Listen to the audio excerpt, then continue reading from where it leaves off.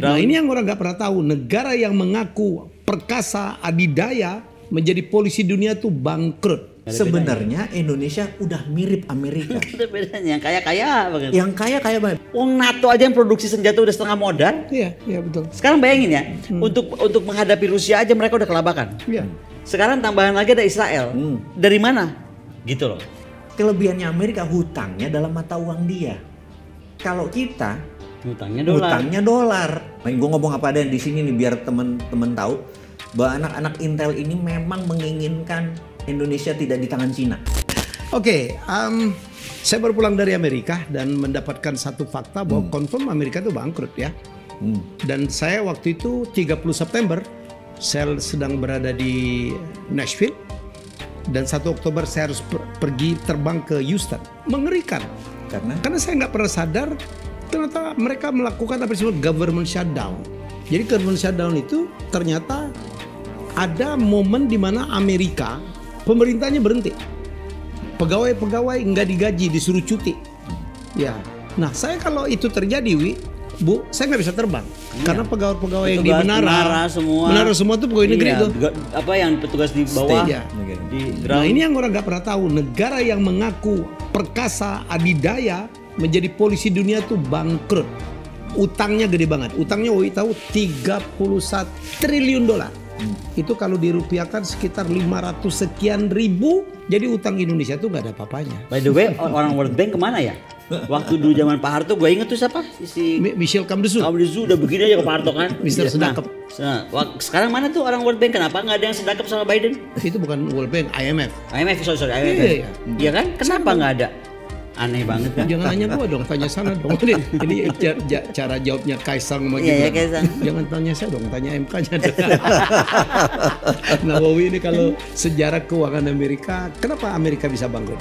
Bangkrut Amerika. Jadi gini, kita membedakan negara Amerika itu bisa dikatakan negara yang unik. Jadi kita nggak bisa ngelihat kacamata dari kacamata kita melihat dari kacamata negara tertentu dari sekolah ini.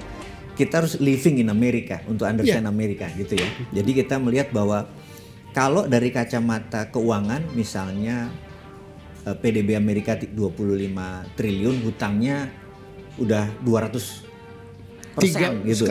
Sekarang udah udah lebih dari itu. 31 ribu triliun. Harusnya kan secara konsep harusnya udah kolaps dia. Gitu ya, udah kolaps. Memang. Gitu. Jadi ada hal yang diuntungkan oleh Amerika tapi ini tidak dalam jangka panjang. Maksudnya, tidak dalam jangka pendek.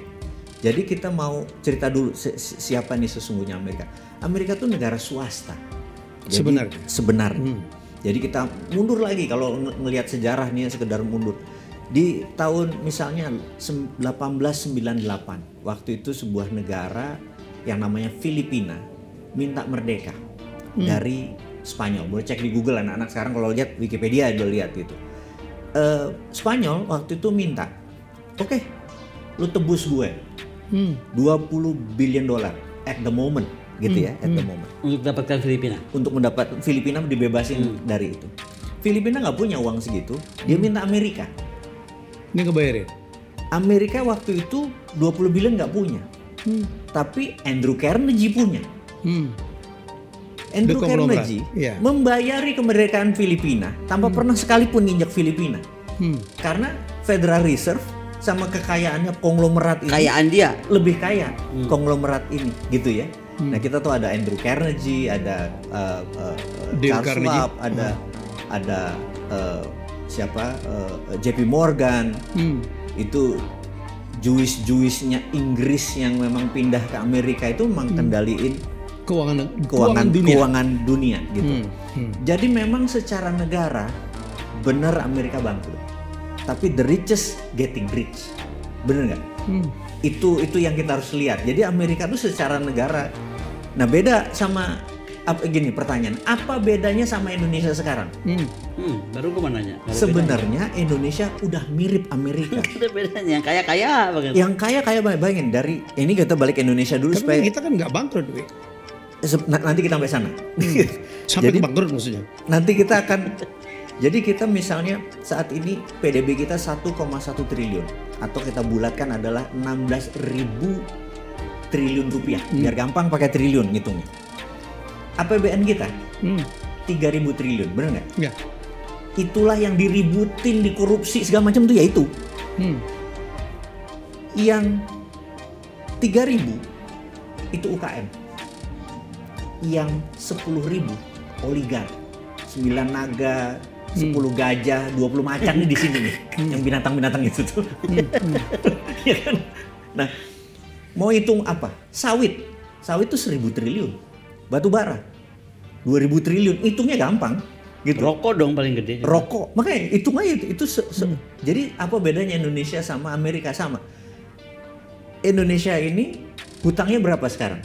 8.000 triliun. Betul. Sementara APBN-nya 3.000. Harusnya Indonesia bangkrut. Ngerti kalau cara dagangnya? Iya, tahu. Kalau cara dagang ini. Tapi swastanya kuat. Gitu kan? Amerika juga sama. Jadi kalau kita menghitung seperti itu, parah Amerika. Nah, ini kelebihannya Amerika. Kelebihannya Amerika, hutangnya dalam mata uang dia. Hutangnya mata uangnya dolar. Kalau kita hutangnya dolar. Makanya kita ada Makanya yang buruan dong masuk ke BRIC ya kan? Nah, supaya tidak bergantung Pada dolar. Nah, jadi kita balik lagi ke Amerika sekarang. Jadi memang pegawai negerinya, kan Amerika tuh state. Dia kan konfederasi kan, negara bagian. Setiap negara bagian tuh punya sistem teks berbeda-beda. Di sini boleh gambling, di sini nggak boleh. Di sini teksnya sekian. Di sini kalau invest di sini teksnya murah, di sini mahal. Dia punya Sekarang teks sendiri. di Texas, Austin yang lumrah ya. Yang paling murah semua. Ya, sehingga pindah semua. Pindah semua ke Tesla, pindah SpaceX, pindah ya. Itu yang kita harapkan Indonesia juga begitu. Saya ini kalau teksnya 0 di IKN, gue pindah ke IKN. Bener? Nggak tahu. Enggak ya? Gue sih enggak. Gue sih aja. Kalau teksnya. Nah, jadi di Amerika tuh cuman dua hal. Nanti kita siaran susah. Iya susah. Jadi lanjut. dua hal yang negara bagian itu nggak boleh.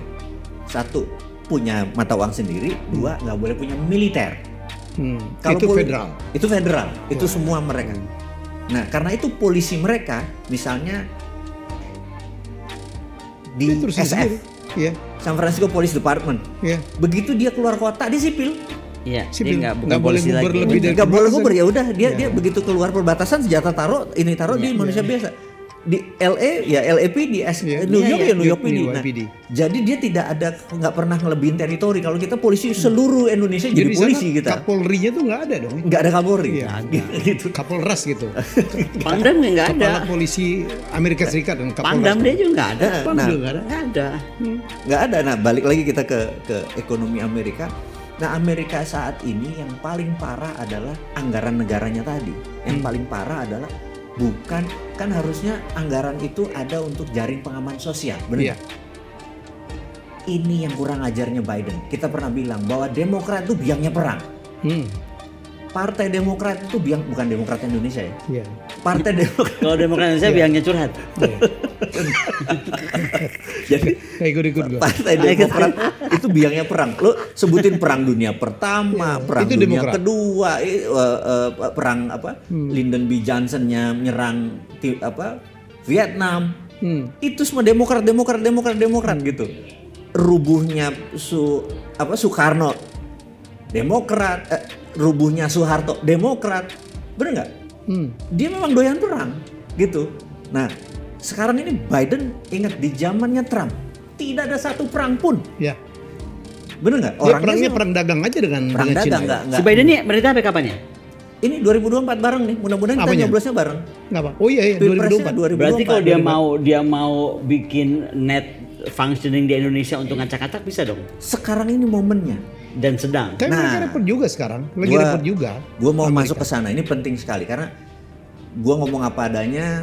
Gue ketemu sama kaki intelijennya Amerika di sini. Ada yang dari Vietnam, ada yang segala macam. Gue ngomong apa adanya di sini nih biar temen-temen tahu bahwa anak-anak Intel ini memang menginginkan Indonesia tidak di tangan Cina.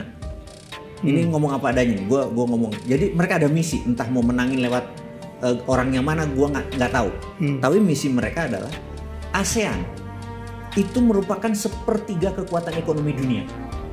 Sekarang ini ASEAN Jadi pasar yang besar gitu ya. Terus 10 tahun terakhir Indonesia lebih miring ke Tiongkok, sehingga kontribusi APBN Amerika gara-gara ini pindah 10 tahun terakhir itu turun 1,3%. Bayangin, berpengaruh gede kan? Tapi bantuan investasi dari Amerika juga ke Indonesia nggak ada. Kecil. Nggak Wi. ada, Ya, kecil makanya- banget. makanya- Yang paling Itu- banyak invest di kita kan China lah. Karena dia bukan invest. Kalau dia kan mau ngambil Indonesia, sekali lagi dia bukan mau invest. Ini Nggak ada duit juga untuk invest. dia Kalau saya lihat saya udah beda juga. kolonialis, dia mau ngambil dia. Dia kolonialis dengan model baru. Dia Orde iya. Baru. Nah, sementara jika Tiongkok tidak diambil, itu hampir 1% hilang. Jadi kalau kita tidak berhubungan lagi, jadi ke Swiss, Switch. susah switch ke sana. Jadi dia mau ambil ini balik. Jadi ini perang 2024 ini penting nanti bicarakan tentang pilpres ini. Jadi bukan di dalam aja, ini ada perang bintang yang di luarnya yang nggak kelihatan ya. Yang Amerika sama Tiongkok bener-bener interest gitu. Kita tahu dia main 3 kaki, yang jelas. Tapi ini kita akan bicara khusus. Balik lagi ke Kalau saya ke Indonesia, gua adu aja dua-duanya dapat dua-duanya kayak dilakukan oleh Bongbong Marcos. itu. Iya dong. Nah, kita balik ke Amerika nih.